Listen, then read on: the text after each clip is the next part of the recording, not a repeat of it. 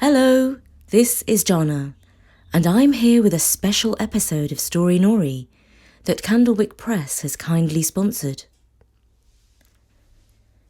It's a review of a gorgeous and sensitive picture book called Mindy and the Goose No One Else Could See by Sam McBratney. This is how the book begins. Once there was a girl called Mindy who was afraid of something that no one else could see. This thing that she was afraid of, this thing that no one else could see, was a big goose. It came into her room as quietly as a thought comes into your head, and it stayed there for as long as it wanted to. When she told her dad about it, he said, "A what? There's a goose in your room?" He searched high and low for the big goose, but he could not find it. Mindy's mum made fun of it. She waved a wooden spoon above her head and said, "Any goose that comes in here will get a smack on his silly bottom." Mindy thought the big goose might be angry about the wooden spoon. Mum and Dad shut the window tight, but windows, walls and doors couldn't stop the big goose. It came and stayed as usual. "It's not real," her mum said. "Nobody has a goose in their room." "I do," said Mindy. "Well, you'll just have to close your eyes and make it not real," her mother said. Well, if you want to know what happens next to Mindy and the big goose, you can find out by reading the book. What I can tell you is that from the delicate and charming illustrations we can see that Mindy's goose looms large on her bedroom wall. I particularly like the way the curtains blow in through the window in a ghostly sort of way.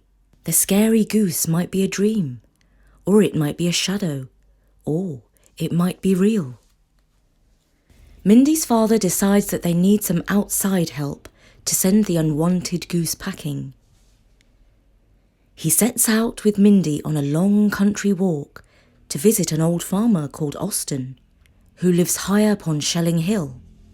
While they're in Austin's farmhouse, a young goat strolls into the kitchen, and Mindy asks its name.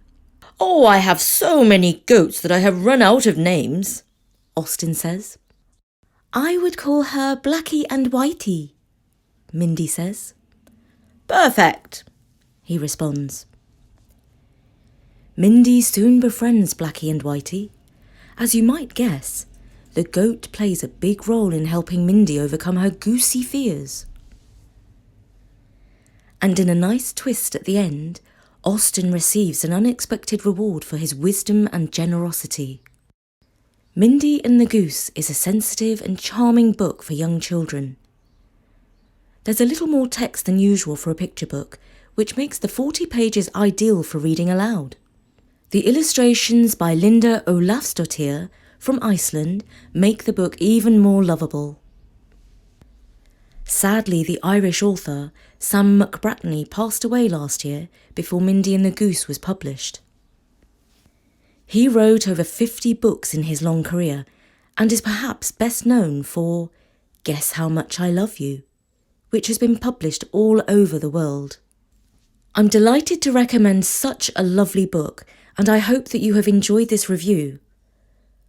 I have some good news for our long-suffering listeners. We've banished all noisy advertisements into oblivion. It's safe to enjoy a peaceful Story Nori happily ever after. And if you are looking for a bedtime picture book, do take a look at Mindy and the Goose No One Else Could See by Sam McBratney. For now, from me, Jonna, at storynori.com. See you soon.